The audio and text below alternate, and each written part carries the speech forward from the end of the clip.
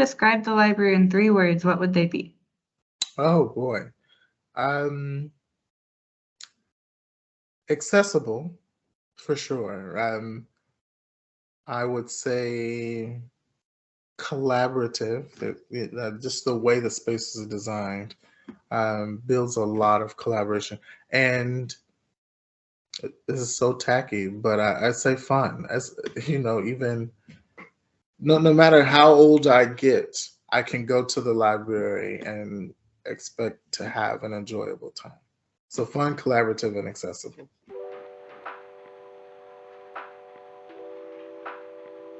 My name is Dr. Terrence Gibson. I am the gracious and privileged program director of the Next Young Phenom Foundation. My background is more so in healthcare, actually. I work as assistant professor of public health at St. John Fisher University in Rochester. I've worked a lot through the years on health policy work, a lot of community health, a lot of equity and social justice based work involving immigrants, children with developmental disabilities, older adults with Alzheimer's or other related dementia. So they run the gamut, but a lot of my work really focuses on making sure that I can provide, or the system can provide the services needed for people to thrive and live the lives that they want to. I was a student at Michigan State University some moons ago. And so I spent actually a good amount of time at the East Lansing Public Library. As particularly as a graduate student, we used to do something called coffee hour, where a bunch of international students and domestic students would get together for basically just for a nice meet and greet every Friday. And that used to be held on campus, but we started to have some off-campus sites, and East Lansing Public Library was a good central area for people who may have lived off campus to get to. So we had a few of those at East Lansing Public Library, and from there it sort of became a second home. And then, do you have any top memories from your times at the East Lansing Public Library? Oh yeah, many. One the story I tell all the time is I would have either been a senior at MSU or just started graduate school, but some friends and I went to the library. I think it was for a coffee hour actually, where we had a group of international students and a group of domestic students, and the international students had just come to the country, most of them within a week of being in the US, many of the first time ever. And this particular activity was run by the library. Usually we design the program, but East Lansing Public Library wanted to help us with that particular program. And I think it was the most successful event that we have had to start a school year off. There were these cool icebreakers where people got to share a lot of what home meant to them. And a lot of, we brought with us, our favorite literature, our favorite writings, our favorite authors, our favorite foods from our countries. And it was such a well-structured program because I learned so much about what home means to so many people. Home is such a very personal, topic, and it's not really just a space. We think of home as a geographic thing, but it very much can be a spiritual, a cultural experience. And so I learned a great deal about what makes us human in those 2 hours being at the East Lansing Public Library, just listening to what people loved about where they were from. And I just thought that was so cool. I will never forget that activity because I built not only a lot of really cool friends, but I learned an incredible amount about the human experience.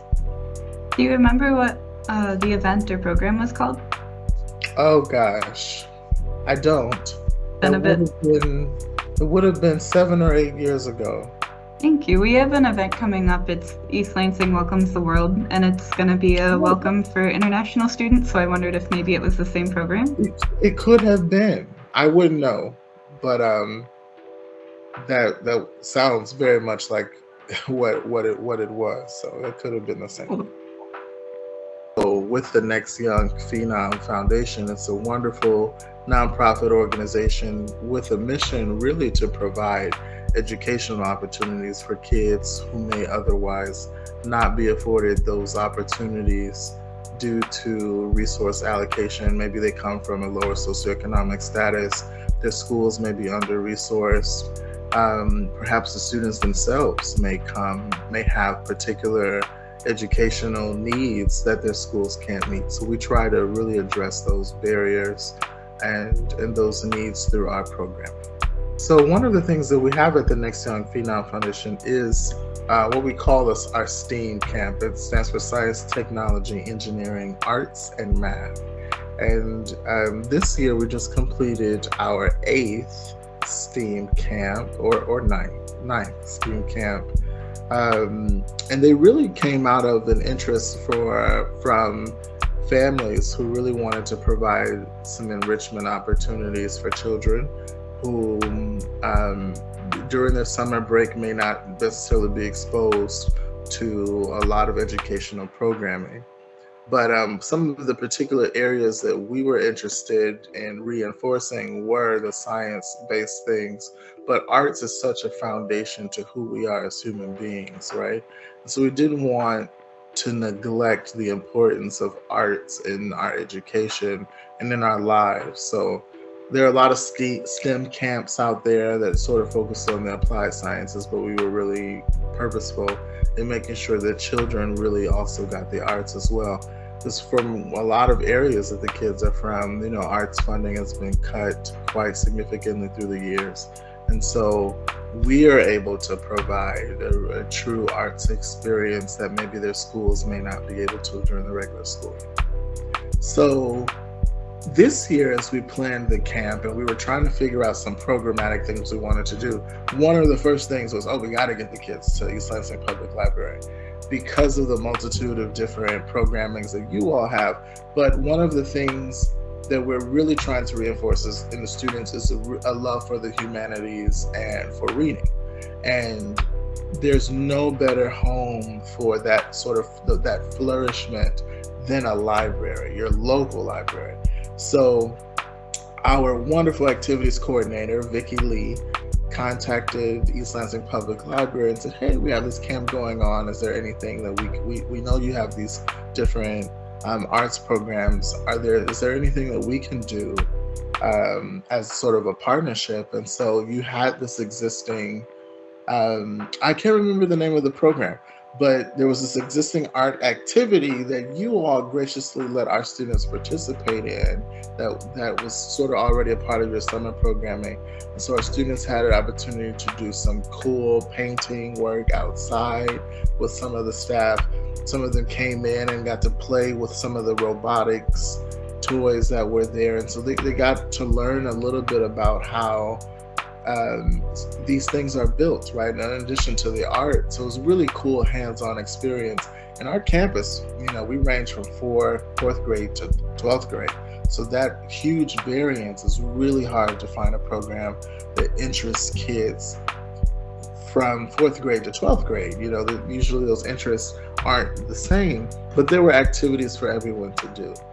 And we also held a cool theater workshop there as well in their space, where we brought in the Transforming Theater Ensemble to do a workshop with the kids. So it was an overall phenomenal day. And we had kids that came to us, they were trying to check out books because they had a fascination with reading, and some of them had never been to a public library before, which was really cool. And so it was interesting to see some of the kids with stacks of books saying, hey, can I take this home? And the librarian say, oh, you need a library card. And so several of the kids came to me afterwards and said, Dr. Terrence, we're going to get a library card. Can you convince our parents to let us get one? So several of them will be back. If you haven't seen them already, they're coming.